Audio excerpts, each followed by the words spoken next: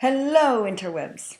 At the time I am recording this, it is Thanksgiving night, and this is Dragon Keeper 19600. I thought I'd try something a little different tonight.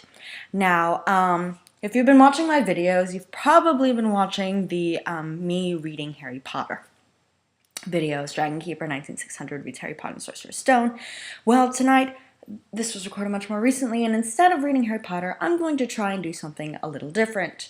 I will be reading a fanfiction. Yay! And not a Harry Potter fanfiction either, but a fanfiction of another fandom that I am quite a active part of, the Transformer fandom. Yes, I will be reading a Transformer fanfiction. Now, the fanfiction I've chosen for tonight is Bent But Not Broken, and the reason I've chosen this is that I've heard this fanfic is actually really scary, and I have not read it before. I've only read the beginning, but I decided to save this for this video. I have no idea how scary this will be or how I will react to it, so my descent into possible madness and mental breakdown will be recorded on camera for all to see. Yay! So, I'm kind of nervous. I ate a lot today, obviously, because Thanksgiving, so I'm not sure how bad this is. If I throw up, it is completely my fault. But anyway, here we go. This is Bent But Not Broken, and I have not asked the user for permission to read this. This was written by a user on fanfiction.net by the name of Lady Dragon 2. But, because I'm a little worried that she might say no, but if she asked me, I'm assuming it's a she, it might be he, but if he or she asked me to remove the video, I will of course do so without complaint. So, here we go. Bent But Not Broken. Okay. Oh, and the plot of this fic is that Mirage gets captured by the Decepticons, but instead of becoming a quivering wreck, as is apparently common for writers to do with Mirage when he gets captured, this time Mirage reacts a little differently. So, let's see. Bent But Not Broken. Here we go. Motormaster stood beside Megatron, his arms crossed over his chest plates as he surveyed the prisoner. Mirage hung in the center of the cell, arms up and stretched out to either side, ankles braced wide as well. Oh, it's going to be one of those fics. The Autobot was staring silently at them, and Motormaster was twitching to punch the mech right in his pretty face. I never heard Mirage described as having a pretty face before, but okay. Or zap him into oblivion with a good hard fragging.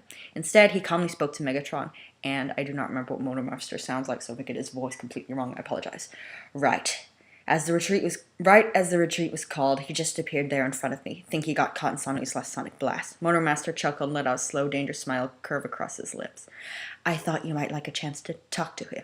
Indeed, Megatron said. Was also thinking this might be worth a bit of a reward. Maybe an extra ration of energon for me and my team. Haha, no. Megatron's optics narrowed as he faced the Gestalt leader. A reward? The Tyrant's face twisted into a mocking smile. Yes, I shall reward you and your team for your utter incompetence on the battlefield.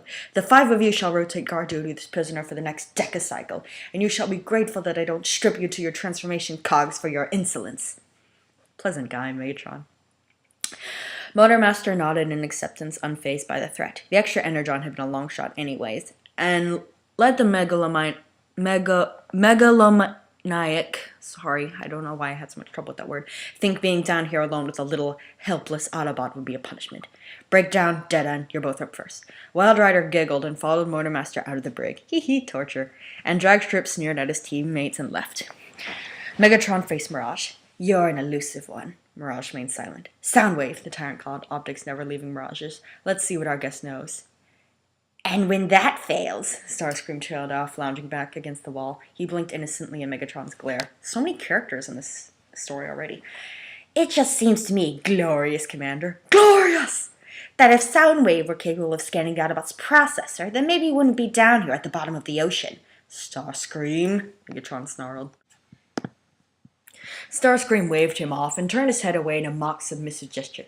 Do as you please. Forget I said anything. When you failed, sharp red optics snapped back up to Megatron's. Again, I will assist in convincing our guest to cooperate. Starscream's malicious gaze turned back to Mirage. The Decepticons really need more things to do on a Saturday night. I'm just like an Autobot gets captured and it's all like, yes, party! Okay, whatever, guys. Megatron continued to glower at his air commander for another moment before motioning for Soundwave to proceed. The telepath stepped close. Never heard Soundwave described that way. fingertips settling in an unexpectedly gentle touch along the sides of Mirage's head. No comment. Mirage shuddered his optics, body relaxing within his bonds. Megatron tossed a triumphant smirk at Starscream, then turned back to watch and wait.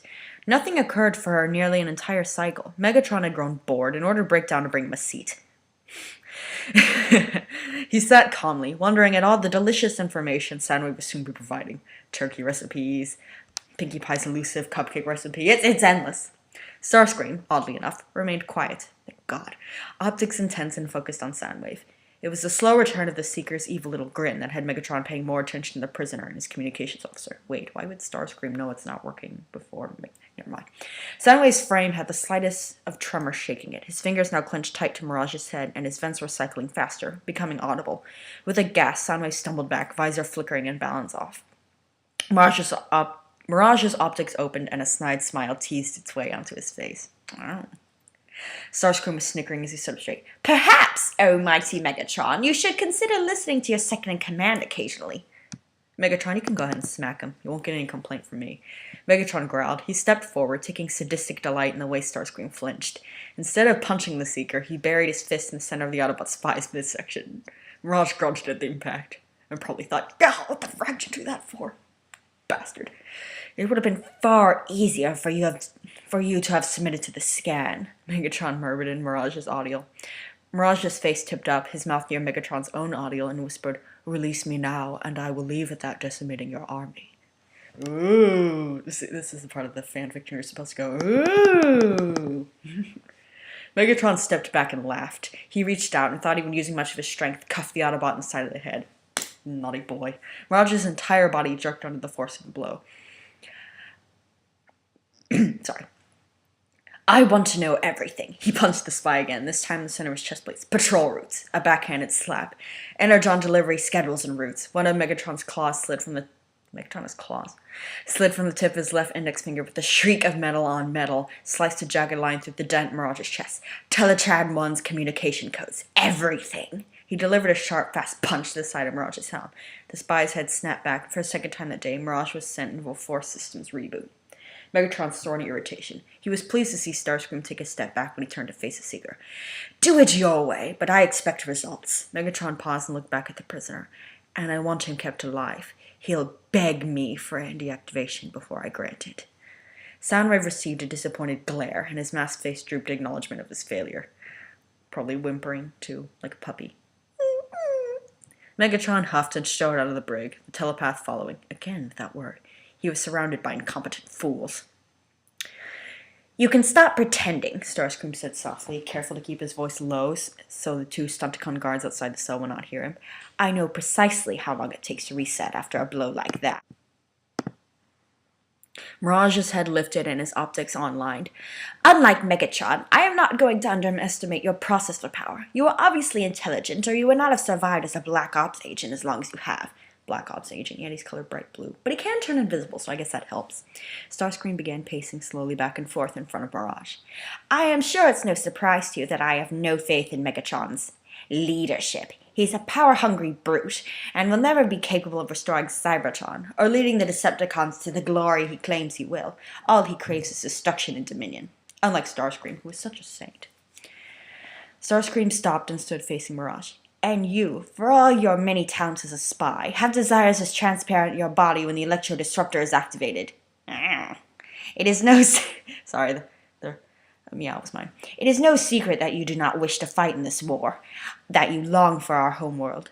He returned to pacing and sighed a little before continuing.